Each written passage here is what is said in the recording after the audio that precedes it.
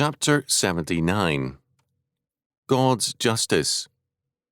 Exodus chapter 23, verses 1 to 8. Thou shalt not raise a false report. Put not thine hand with the wicked to be an unrighteous witness. Thou shalt not follow a multitude to do evil, neither shalt thou speak in a cause to decline after many to wrest judgment.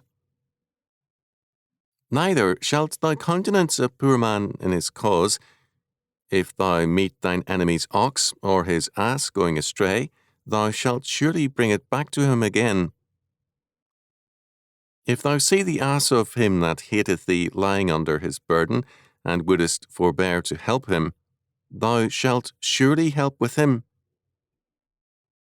Thou shalt not wrest the judgment of thy poor in his cause. Keep thee far from a false matter, and the innocent and righteous slay thou not, for I will not justify the wicked. And thou shalt take no gift, for the gift blindeth the wise, and perverteth the words of the righteous. Exodus chapter 23, verses 1 to 8. These are the laws of justice, and because justice or righteousness is the expression of God's being in his laws, these laws must take priority over us, over all judges, and over all human considerations. The first law, verse 1, can be paraphrased to say, "Do not spread false reports, whether deliberately or through idle talk." The second half says, "Do not aid the wicked by being a false witness." Thus, injustice in everyday speaking and in courtroom testimony are both forbidden. Many of the laws of Exodus chapter 23 are specific applications of Exodus chapter 20, verse 16. "Thou shalt not bear false witness against thy neighbour." The phrase, "Put not thine hand with the wicked," has reference to the very ancient custom of shaking hands to conclude a legally binding agreement. To join with the wicked to be an unrighteous person is literally a witness in charge of violence, because false testimony in court does violence to justice. All testimony must be partial to justice, not to men.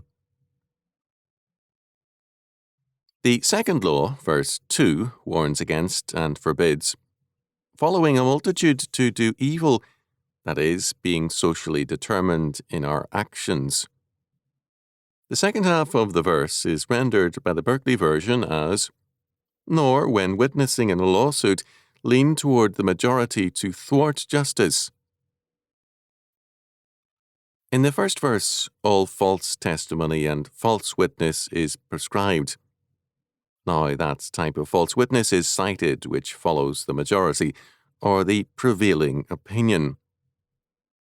The implication is that to follow the majority is to defy justice. Since most people prefer to conform to the governing ideas, this law declares that all such conformity, whether active or passive, is evil and is under God's judgment. Truth and justice are not determined by majorities, but by God.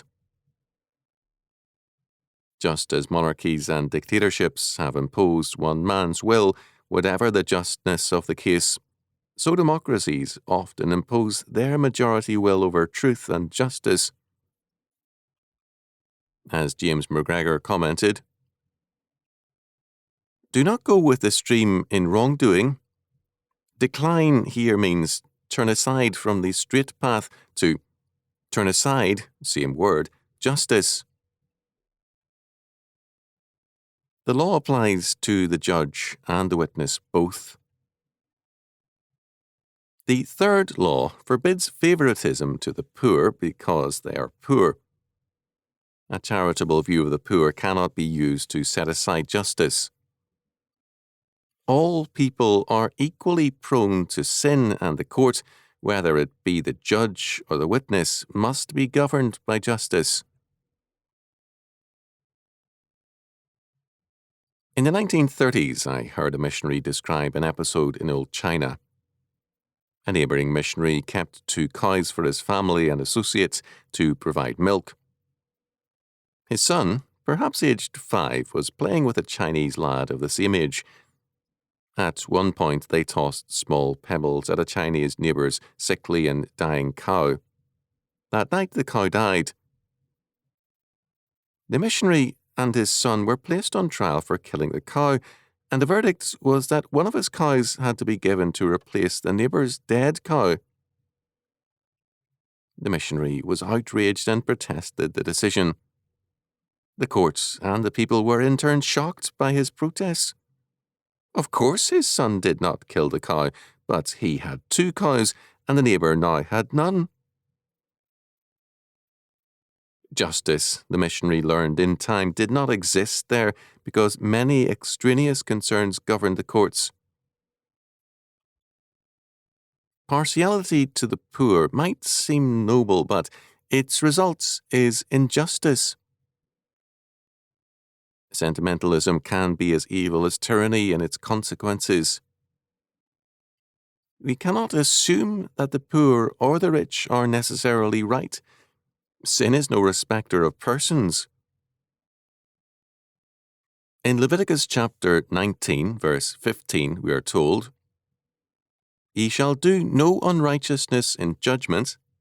Thou shalt not respect the person of the poor, nor honour the person of the mighty, but in righteousness shalt thou judge thy neighbour." Compassion has its place in society, but not as a substitute for justice. Compassion is a personal act. It calls for a personal act of charity and help. Justice requires the application of God's law. The 4th law, verse 4, governs our personal conduct. If we see an enemy's ox or ass going astray, we are to return it to its owner. It's taken for granted that if you see your friend's animal going astray, you will take action. The law says that such acts cannot be governed by our personal feelings. For community to exist, we must be helpful to one another in spite of our personal animosities. For a modern application of this law, in my days on the farm, it sometimes happened that a man's irrigation water broke out of the ditches to go where it was not wanted. If the man were not there, it was expected that his neighbour who spotted this would repair the break at once. Not to do so was regarded as abhorrent. The enemy mentioned in this law may have meant one who is currently engaged in a lawsuit against you. The behaviour required is simply this: we cannot govern our lives by our hates. We must be governed by God's law. The 5th law, verse 5, is related to this. An enemy's donkey or some other animal is having problems. Its load slips off its back, or because it is improperly loaded, the animal cannot get up. To reload him quickly requires the work of 2 men. The commandment is, "Thou shalt surely help." Involved here is the fact of returning good for evil and kindness to an animal. Moreover, such an act can have a restorative function. The 6th law, verse 6, calls for justice over favoritism towards the rich. "Thou shalt not wrest the judgment of thy poor in his cause or case." Chalcedon, however, held that the word translated as poor should have been a related word from the same stem, meaning opponent or adversary. This is not the likely meaning. Our enemy has been covered in the preceding laws. In the 3rd law, favoritism to the poor is forbidden. Here, a perversion of justice to deny the poor a fair trial is forbidden. In either case, the fact of justice is not in mind, rather the status of the person is considered. The seventh law, verse 7, tells us that God will not justify or acquit anyone who perverts justice.